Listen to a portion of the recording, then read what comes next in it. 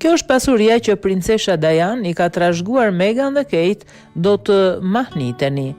Kur Diana, princesha Walesit, u vra në një aksident tragjik në një tunel në Paris në vitin 1997, la pas një pasuri të madhe dhe me shumë vlerë, pjesë e madhe të cilave shkoi tek princat William dhe Harry. Megjithse jo të gjitha dëshirat e saj u morën parasysh, pjesa më e rëndësishme ishte që djemtë e saj William dhe Harry do të trashëgonin bijuteritë e Dianës në mënyrë që gratë e tyre në kohën e duhur t'i përdorin ato. Është një gjest i ëmbël dhe romantik, dhe siç do ta shohim, djemtë e kanë nderuar dëshirën e saj. Ja kush janë eksaktësisht ato që William dhe Harry trashëguan nga princesha Diana. Unaza e martesës së Meghan Markle përbëhet nga 2 diamante që Harry zbuloi në koleksionin e mamas së tij. Guri qendror dhe më i madh është nga Botswana, kur Meghan dhe Harry kaluan pushimet e para. Megjithse princi Harry ra në dashuri me unazën prej 12 karatësh me zafir që babai i dha nënës së tij. Ajo i takon të vllait më të madh, Williamit, i cili ja dha Kate si unazë fejese.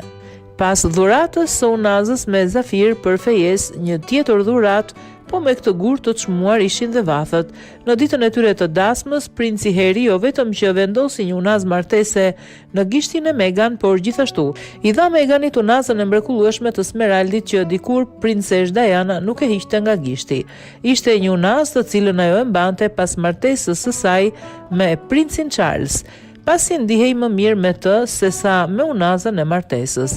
Perlat nuk dalin kur nga moda, janë pjesë të stilit ikonik, ndaj edhe bzylyku me 3 fije floriri projektuar nga Nigel Minle në vitin 1988 duket bukur në çdo kohë dhe tani që qëndron në dorën e Kate Middleton. Kurora e Cambridge-it ishte një nga më të preferuaret e Dianës dhe ajo u fotografua shumë herë me të. Pasi Diana dhe Charles u divorcuan, Diana ja ktheu diademën mbretëreshës, e cila ja kishte dhënë asaj me rastin e dasmës me princin Charles në vitin 2015. Ajo rishfaq kur dukesha Kate shkoi në një pritje diplomatike në Buckingham Palace. Për të kujtuar vjerën e saj, Meghan vuri vathët e bukur me flutura nga koleksioni i Dianës, ndërsa nisi një turne 16 ditor në Australi me princin Harry.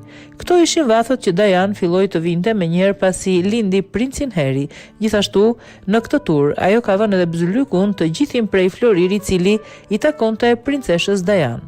Trashëgimit të tjera të cilat ende nuk janë shfaqur në publik, as nga Kate dhe as nga Meghan, janë fustani dasmës i princeshës Diana që nuk u vesh nga asnjëra, por ndoshta mund të vishet në një të ardhme nga princesha Charlotte. Ora Cartier që princesha Diana e kishte dhuratë nga babai i saj dhe mbante gjithmonë.